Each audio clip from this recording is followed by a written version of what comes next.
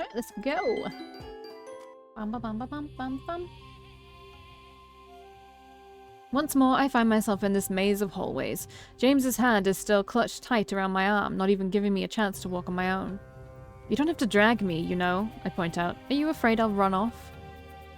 James stares down at me, then his eyes travel over towards his hand and he promptly releases me. I follow his every move, studying the way his supple muscle... He's so big and muscly. Studying the way his supple muscles flex and contract. Why is he so buff? It's like he takes steroids for breakfast. Shouldn't he be covered up anyway? I can imagine getting sand in some of those open wounds would hurt like hell. Don't you want to wear something to cover yourself? I ask, looking at his naked upper half. It's hard to ignore him like this. No talking, he says, a little out of breath. He's obviously not taking the beating so well. I wonder if they have any painkillers here. I quietly follow him through the richly decorated palace. We pass one servant on the way there. At least I believe it's a servant, as they weren't wearing the armor I've been seeing before. Mostly, everything else is deserted. Do people even live in this place? I've got so many questions in my head that I want to ask, but the only living soul around isn't exactly the best conversational partner. Plus, he's in pretty bad shape. We arrive at a large and open gallery. It seems he's taking a different route this time. James stops walking and slowly leans against the wall, taking a small breather. He closes his eyes for a second. Now that we've stopped, I have a chance to look around. There are no windows in here. Wind flows freely through the large pillars. Wow, what an amazing view of the city. A gust of wind messes up my hair. It's very windy up here, and there's no railing to prevent you from falling off the edge. Kind of dangerous, actually. I finally turn back to James, who is still resting with his eyes closed. I'm concerned he's going to drop dead at any moment. Even his face is super pale and sweaty. I don't exactly want to be found with the corpse of their dead captain. Do you need to go back to the infirmary? I slowly look over at him. His eyes pop open and he growls, pushing himself away from the wall. I have no need for your concern, princess. Now follow me, he says through gritted teeth. Such a stubborn, tough guy persona. Why do I care anyway? He's right. I shouldn't concern myself with him. Admittedly, it was hard to watch him get flogged and beaten like that. It's not like I'm sympathizing with him, but even I have morals. We trudge along for a while in silence. James's breathing is becoming more labored and uneven. I'm starting to wonder how he can stay upright like that. It must be sheer willpower. He stops and tries to open a door, but it's locked. Not even acknowledging he had the wrong door, James continues to walk as I try to catch up with him. He's not lost, is he? No. Where are you taking me? I decide to ask, looking up at him. You really can't shut your mouth hole for even a second, can you? He grunts at me. I huff out loud. He's so irritable right now, losing his sense of composure. I just want to know. It's taking forever. It's not exactly comfortable to be walking around all dirty and stinking up the place. Not responding anymore, James picks up the pace. I can tell he's swaying on his feet, though. I just can't stop myself from speaking up. I really don't want to explain a dead captain and get flogged myself. Are you sure you don't need help? Oh. Silence! He shouts at me. Suddenly his eyes flare up, sparkling a brilliant blue. Markings carve into his skin, illuminating with the same hue. Faced with unknown territory, I back away from him in fear. Why is he glowing? There's a sort of primal marking right underneath both of his eyes, as well as the stripes on his arms and chest. It's like he's turned into a real beast. James staggers and shakes his head, squeezing his eyes shut with a grunt. He's leaning against the wall for support and taking deep breaths. When he opens his eyes again, I notice they've faded back into his regular color. The markings slowly disappear from his skin as well, like it was my imagination all along. Just come, he commands briskly and starts to walk again. Okay, let's pretend that didn't just happen. Nope, he didn't glow at all. When he tries to open another door for the second time and find out it's locked, James curses under his breath. Second time in a row. Maybe the pain is making it hard to focus. If you're looking for the room I was in before, it's right over there. I point at a door a few rooms away. James shoots me the dirtiest glare he's given me so far, as if I've wounded his pride. I don't recall saying you could speak, he hisses under his breath. Get used to it, I sneer in response, not exactly in the mood either. So far, all of his threats has been empty, hence why I feel brave enough to speak up against him, especially in his weakened state right now. Get in there already, you troublesome pest. James slides the correct door open and pushes me inside. You'll remain here for now, he explains slowly. His eyes seem to glaze over a little bit, like he's not really paying attention. I'm almost wondering if they'll change to blue again at a moment's notice. And tomorrow you'll... He drags out, suddenly stopping. James sniffs the... Stop.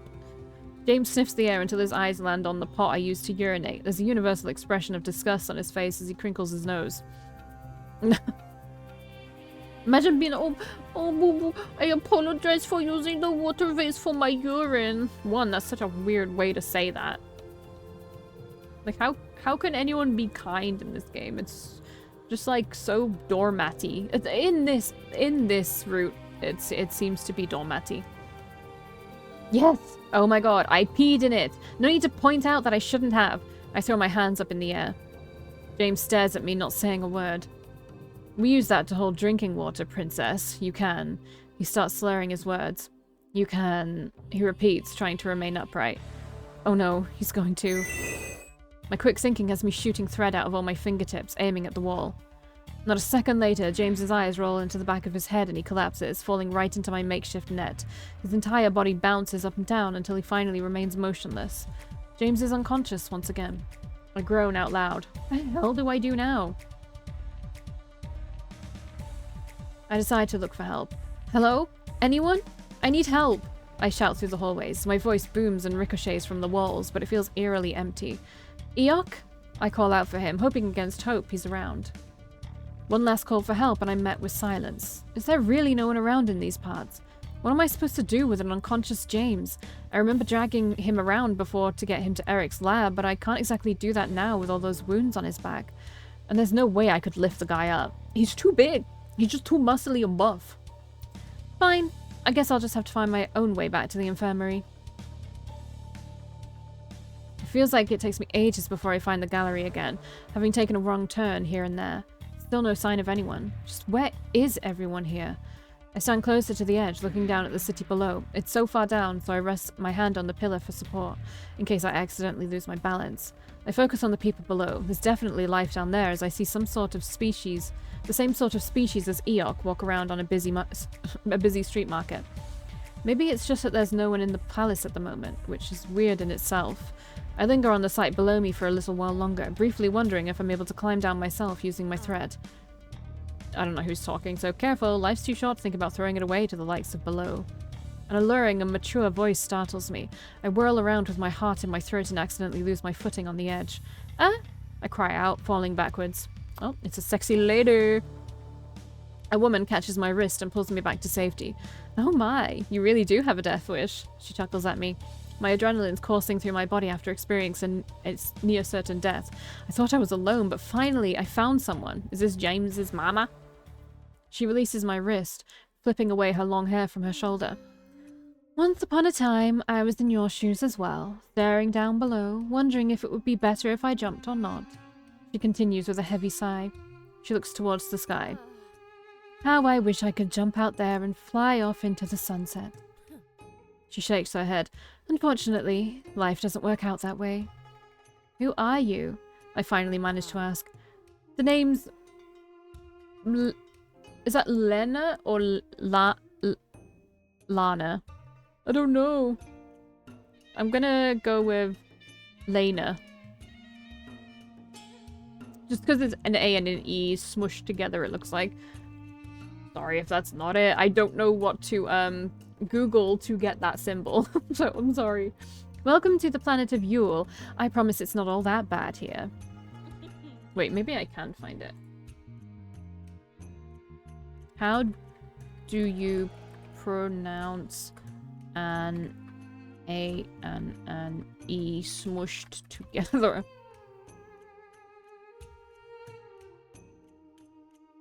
Yes, that. This. Exactly this. How is AE supposed to... Excuse me.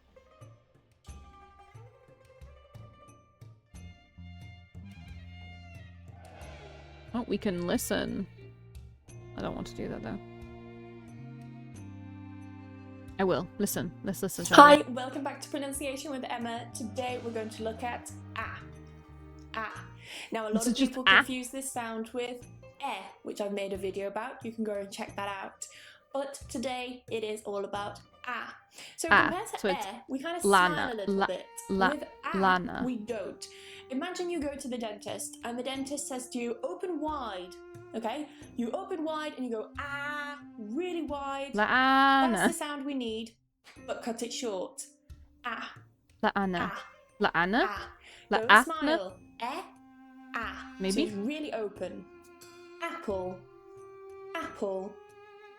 Facts. Facts. So it's just Lana. Man. Lana. Man. That man is bad. That man is bad. It's just Lana then. Lᴂna. I don't know. How do you put that into... It just sounds like an A. I guess it is just an A. Okay, so Lana. Lana. I'm just gonna say Lana. She chuckles once more. Well, as long as you ignore a few brutes around here, they can be a handful to deal with. I stare at her quizzically. Does she mean Veritas? Ah, don't worry. Everyone tries to escape the first few times. Oh, I wasn't trying to escape, I say quickly. This time I legitimately wasn't. I was trying to find someone for help. She stands next to me on the ledge, leaning against the pillar, looking down below. You're on your own out here. No help is coming. It's better if you just cooperate and behave. It makes things a lot easier. I feel like she's not listening to me. No, I mean, James needs help. He collapsed in my room. I was trying to find the infirmary. That definitely caught her attention. James, you say? Yes, he was terribly wounded from the flogging. Ah. She crosses her arms. Again, she mutters. She sighs loudly. I certainly can't take my eye off him for even a second. Alright, let's get him to the infirmary. This looks like James. Suddenly, Lana gets pulled to the side by another man wearing armor. Lana, what have I told you about staying away from the edge? You could fall. I had to check who was eating the food. It was just I got like a little bit of biscuit on my bed for the kitten. Okay, it was someone else. It was the kitten. The voice startles me so much that I jump back as a reflex, except I lose my footing and slip. Ah! I cry out as I tumble over the ledge. Wind rushes past me as I free fall down towards the ground. I'm not on... No, I am on the game. I'm just not on this. Okay. Desperately, I shoot out my threads towards the stone wall to catch myself, but the force and momentum of my body just snaps the thread into two. Crap. I'm really gonna plummet to my death. And then I'm suddenly swooped up in the arms of a large man. Still bewildered from the adrenaline, I can only register that I'm not falling anymore. I cling onto the man for support as he hovers in midair. At first, I think it's James because of the armor, but then I remember he was topless. I look up to see a man with different features. He doesn't look that different. He flies back up to the gallery where he gently puts me down. I take in a deep breath as I clutch my pounding heart. My legs are shaking. I think I peed a little. Really? After pissing in that vase? I apologize for startling you. That was not my intention, says the man. I thought I was gonna die, I hiccup. Come now, Caleb. You can't just shout whenever you feel like, and not expect anyone to react to it. Lana scolds him. The soldier named Caleb. This is... I'm doing the... Caleb. Okay? I'm making an effort. I'm sorry if I'm getting it wrong. I really am. The soldier named Caleb bows his head in front of me, looking apologetic. That's when I notice his strangely colored eyes. They're two different shades. One of them is brown and the other a milky white blue. Well, I wonder where we've seen that before. He's also got fangs. You've also got fangs. You're all vampires. Noticing I'm staring at him, he straightens his back. What is it? Lana chuckles. She's looking at your eye. He suddenly covers his blue eye with his hand. Ah, I'm sorry. I didn't mean to frighten you with my appearance. This is turning out to be a very bad first impression, he mutters. Oh, you're not frightening, I say quickly. I feel a little embarrassed. I stared at him in such a blatant manner. Please, let me thank you for catching me just now. Unsure of what to do, I also bow my head at him. My heart is finally calming down after that near-death experience. I'm never walking so close to the edge again. I'm definitely no spider boy. Ah, she's got manners, Lana points out. Tell me, what is your name? My name is Valkii. Her eyes suddenly widen with a bright smile. Right, the Earthling princess. Princess? Caleb echoes. He's still covering his eye. Oh, would you stop covering it up? She doesn't seem to be some meek little being that will faint at the sight of your blind eye. Awkwardly, he reveals his eye to me. He seems to be very polite, even if he did just give me a jump scare before. It's a bit of a relief to meet people who aren't out to hurt me or lock me up. Wait, if she's the Earthling princess, then suddenly his timid eyes glaze over, turning serious. She should be in her chambers. Never mind what I said about locking me up. I take a step away from him. The woman huffs loudly and taps him on the arm. She actually left to go find someone for help. We should be grateful we ran into her. But there are rules, he stresses. I'm under those rules too. Have you forgotten? Not a day in my life. She turns to me. Ignore my brother. He likes following the rule book. Okay, so they're brothers. They're probably all siblings then. Sure, I say, a bit uncertain, but what about the captain? Lᴂna looks at the other man again. Actually, now that you're here, could you do me a favor? What is it? Caleb asks. It seems James... Would that be... I'm just gonna call him James. I don't fucking care. Went through another... Because that'd be Jams then. Is it I've forgotten. Hi, welcome back to Pronunciation with Emma. Today we're going to look at Yeah, it is. So it's jams. Whatever. James went through another beating and he collapsed in the guest room. Could you take him to the infirmary? Understood. I shall take the princess with me too. She can't be out on her own.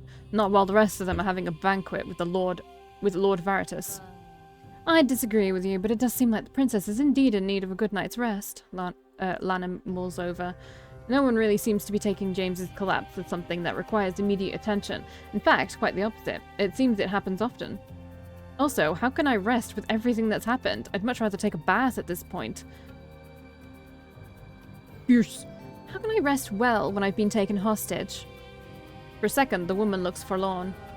We all have to deal with it, my dear princess. It's best if you start accepting your reality instead of trying to fight it. Then she laughs, but I do like your fighting spirit. A defiant attitude will only make things worse for her, Caleb points out. He sounds just like James. I wonder if they're all related. I mean, it could be worse. You could have been thrown into a dungeon and tortured just for the sheer pleasure of it, she says offhandedly. I shiver in response. That could still very well be a reality, or worse, to be used as some sort of sex slave. Does the Lord keep any, harems, perchance? Concubines?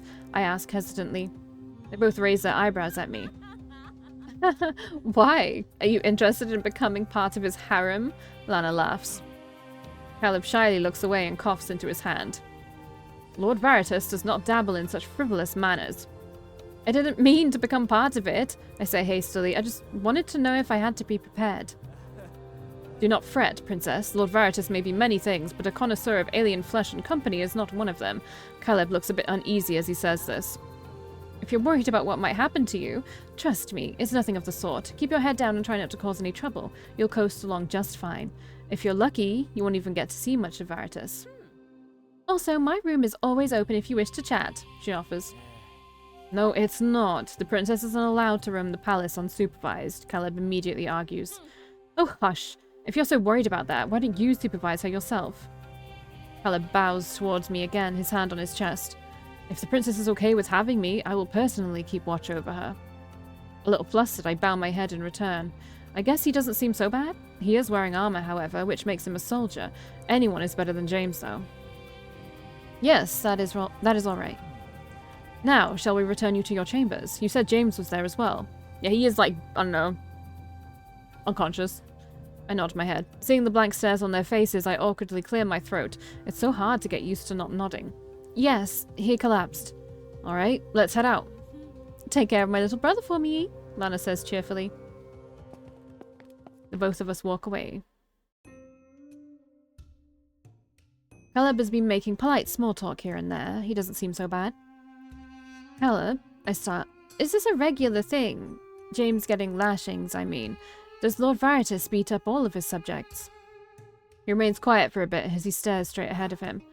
Lord Veritas is not a merciful man. James will accept any punishment towards him, even someone else's. You mean he'll take someone else's punishment for them? That is correct. He has taken many punishments because of my own failures, he says in a rather sad voice. I'm surprised, I say honestly. Perhaps when you get to know my brother a bit more, you'll come to learn of his good side. Oh, so he is your brother, I mutter. Caleb briefly tilts his head to the side. Yes, James is my older brother. The three of us serve Lord Veritas. How can I learn of his good side when he's the one who attacked my planet and kidnapped me? I argue, feeling a little peeved. That is how it goes on these scouting missions, he says in an unconcerned tone. James is a very successful captain. I can only hope to follow him in his footsteps. A chill runs down my spine. His kind persona and polite small talk had me fooled into thinking this could be a decent person. But no, he's just like James. Heartless, cruel, a soldier and nothing more. He opens the door for me, still acting like a perfect gentleman. Caleb? Calls out a deep voice. I'm confounded to find James in an upright position, looking extremely irritated. He manages to walk towards the door. What is the princess doing outside of her chambers? He demands to know. For someone who collapsed not too long ago, he looks perfectly alright now. It seems she went to look for... Caleb looks at me with his odd-coloured eyes. Help. Help? James glares at me. Again, simply doing as you wish. I warned you that your behaviour will be the death of you. What? You were the one that collapsed, I snap at him. How can it be a bad thing I decided to find someone to help you? Caleb cuts in with a cough. Princess, perhaps it is better if I explain it like this. Us Rahu have very durable bodies. We heal much quicker than any other species known to us. I just look at Caleb, slightly irritated and mostly bewildered. Is this why no one was really all that concerned about him in the first place? Because they knew he'd get right back up? Well, now I feel like a fool for thinking he needed emergency care. I do not appreciate being wrapped in this netting, James complains as he brushes off a loose thread still attached to his arm. This is starting to really agitate me. The sheer audacity of mocking my willingness to help out. What an ungrateful little shit. Well, I shall report to Lᴂna your appearance to be in good health. James crosses his arms over his naked chest. Lᴂna knows? Yes, it seems the princess ran into her first, asking for help. James glowers at me even more. I glare right back at him. Yeah, I told your sister what's up. Come at me, bro. James lets out a deep sigh. He looks at Caleb. You leave, then at me, and you get in there, he says as he forcefully pushes me inside of the room once more. He walks in behind me, sliding the door closed. My eyes follow his every move. My glare is almost permanently etched onto my face. Quit it with your gaze. You do not intimidate me, he says, a little annoyed. Argue. Good. If I can get under his skin, then all the better. I do not wish to give in to him at all. My patience is wearing extremely thin. Oh, should I just look at my captor all lovingly instead? I say sarcastically. He crosses his arms and huffs. However, I noticed the slight frown of his eyebrows as he moves his arms. He winced. I guess he hasn't completely recovered after all. I'm so sorry for running to your sister for help. I continue being bratty. Well, that's not really what I want to be, but whatever. Don't speak of my sister, he growls back at me. You're so ungrateful. I can't believe I worried about you for even a second. Next time you lie in a pool of your own blood, I'm gonna dance around your corpse. Look here, he suddenly bellows, losing his composure. As you've noticed, Lord Veritas is not a forgiving ruler. He is ruthless. Fed up with his explanations, I cut him off. You are ruthless! You attacked my people and kidnapped me. You took me away from my home to who knows where, and now I'm stuck in some kind of alien palace. It feels like my frustrations have finally come to a boiling point. They're spilling over. I cannot control my mouth. I got attacked by one of your soldiers who could have killed me, and now I'm sentenced to this horrible life where I'm away from my family, all because you took me away. You are fucking ruthless, I hiss at him. Are you done throwing your little temper tantrum? He asks coolly. Fuck you. Copulation is out of the question. I throw my hands up in the air. Just get out. Leave me alone. I shall return tomorrow when you've calmed down. Clearly, Earthlings cannot be reasoned with in their emotional state. Look who's fucking talking. You have one emotion and it's anger. Just stay away forever. James opens the door and gives me one last look before disappearing. I take in a deep breath and sit down on the bed. I feel like crying, but tears refuse to come. I'm so frustrated, angry, and most of all, I miss home. Alright, I'll see you in the next one because this was long again.